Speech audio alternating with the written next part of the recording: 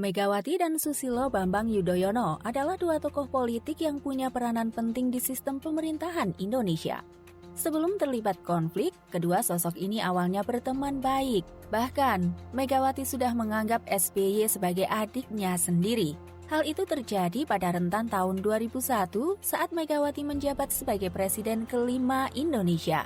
Megawati melantik SBY sebagai Menteri Koordinator Bidang Politik dan Keamanan pada 10 Agustus 2001. Namun keharmonisan di antara adik kakak ini tak berlangsung lama ketika Megawati mengendus aroma busuk pengkhianatan yang dilakukan SBY.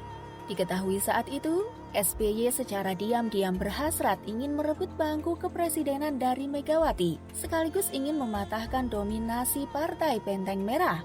Dari sinilah kemudian Megawati enggan untuk bertemu lagi dengan SBY. Sejak saat itulah hubungan Megawati dan SBY tak pernah akrab lagi. Lalu, apa saja perlakuan kejam lainnya dari SBY kepada Megawati yang bikin PDIP sakit hati?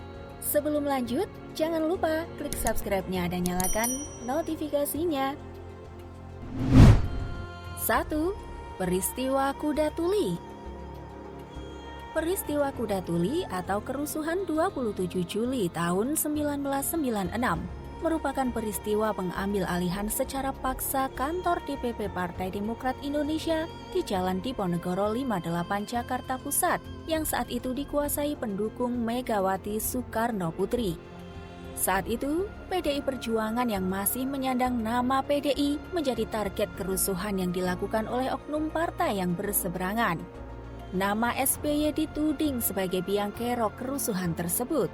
Di sisi lain, pemerintah menuding adanya andil para aktivis Partai Rakyat Demokratik di balik tragedi Kuda Tuli itu.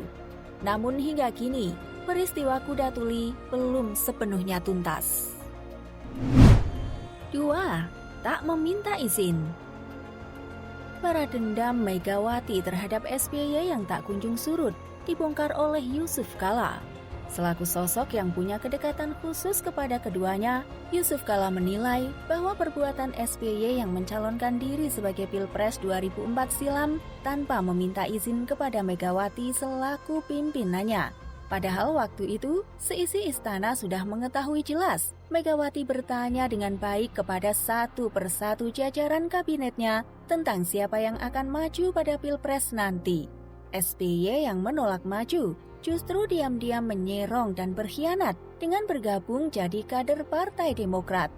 Jelas saja, Megawati cukup sakit hati. 3. Anak kena imbasnya. Buntut dari perseteruan Megawati dan SBY berimbas juga kepada keturunan mereka. Sebagaimana yang diketahui, PDIP yang berkuasa selama sedekade ini membatasi anak-anak SBY masuk jajaran pemerintahan Jokowi. Seperti nasib Agus Harimurti Yudhoyono. Anak sulung SBY ini harus mengisap jempol setelah awalnya digadang-gadang akan masuk dalam kabinet Indonesia Maju yang dipimpin oleh Jokowi. Namun pada akhirnya, selepas Jokowi Ma'ruf dilantik di ruang rapat paripurna, nama Agus justru terbuang dari jajaran Menteri Jokowi. Hal ini dituding adanya pengaruh besar Megawati di balik gagalnya putra sulung SBY itu masuk ke dalam kabinet pemerintahan. 4. SBY pintar bersandiwara.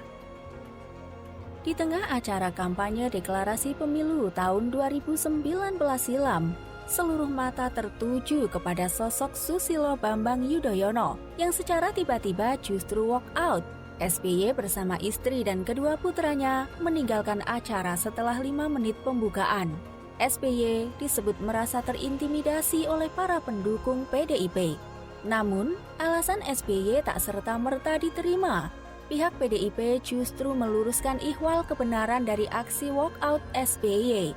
Disebutkan, relawan PDIP hanya bernyanyi Jokowi lagi, dan tidak memprovokasi siapapun.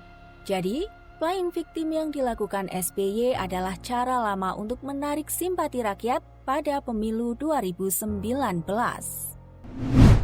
5. SBY lupa berkaca. Sebagai orang yang pernah menjabat sebagai Presiden Indonesia, SBY kerap melontarkan koreksi kepada pemerintahan Jokowi dan PDIP. Baru-baru ini mempertanyakan alasan hendak digantikannya sistem pemilu terbuka menjadi sistem pemilu tertutup. Namun, SBY lupa bahwa kader-kader Demokrat pernah melakukan hal serupa saat dirinya menjabat sebagai Presiden ke-6 Indonesia. Saat itu, SBY mengganti sistem pemilu dari terbuka menjadi tertutup hanya 4 bulan sebelum pemilu.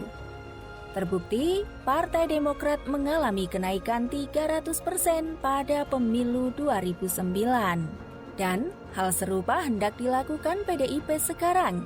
Dan mengapa SBY justru protes padahal mereka pernah melakukan hal serupa? 6. Masih berseteru.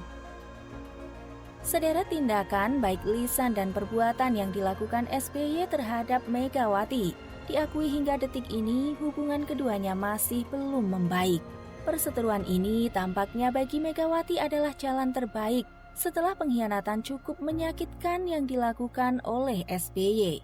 Terbukti, sejak SBY berhasil menang Pilpres 2004 dan 2009, tak sekalipun Megawati mengucapkan selamat kepada Ketua Umum Partai Demokrat itu.